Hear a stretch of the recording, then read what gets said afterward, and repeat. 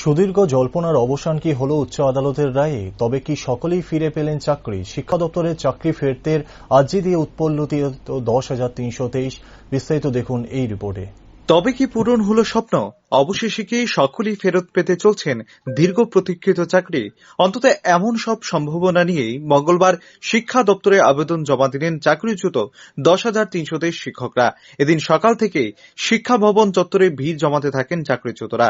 এদিনের জমায়েত সম্পর্কে সংবাদ মাধ্যমের তরফে এক জনৈক চাকরিচ্যুত শিক্ষক প্রশ্ন করা হলে তিনি জানান, সম্প্রতি ত্রিপুরা হাইকোর্টের সিঙ্গেল বেঞ্চ এক ঐতিহাসিক রায় দিয়েছে।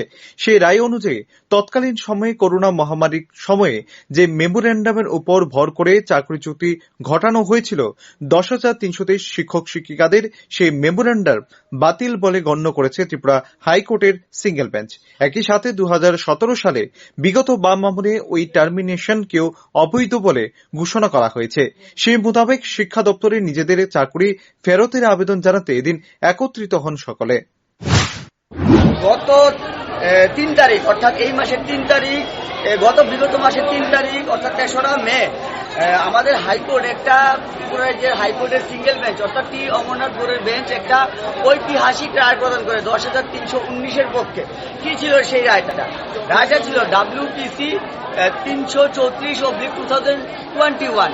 এই রায়ে বলা আছে যে আমাদেরকে যে তৎকালীন সময়ে লকডাউনের সময় যে বের করে দেওয়া হয়েছিল একটা অমনিবাস মেমোর মাধ্যমে, অর্থাৎ 31/3/2020 মেমোরেন্ডামটা যেটা গভর্নমেন্টের দ্বারা ইস্যু করা হয়েছিল আমাদেরকে টার্মিনেট করার জন্য, সেটাকে সেটিসাইড করে দিয়েছে আমাদের ত্রিপুরা রাজ্যের মাননীয় সিঙ্গেল বেঞ্চ টি অমরনাথ বোর্ড।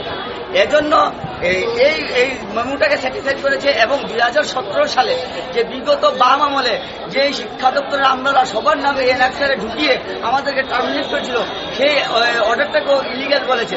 সুতরাং we are in the service, so we are gathering here to approach our superior authority, or that means our honorable director madam, to restore our previous job as per the recent high court verdict of Tripura.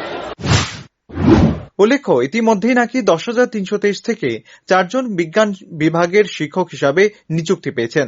তাই এখন বাকি রয়েছেন 10,319 জন চাকরিচ্যুত।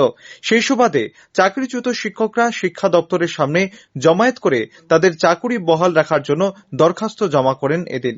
হাইকোর্টের রায়ে এবারে দীর্ঘ প্রতীক্ষিত স্বপ্ন বাস্তবায়নের দিকে এগোচ্ছে বলে খুশির হাওয়া চাকরিচ্যুতদের মধ্যে। Bureau report, rising Tripura.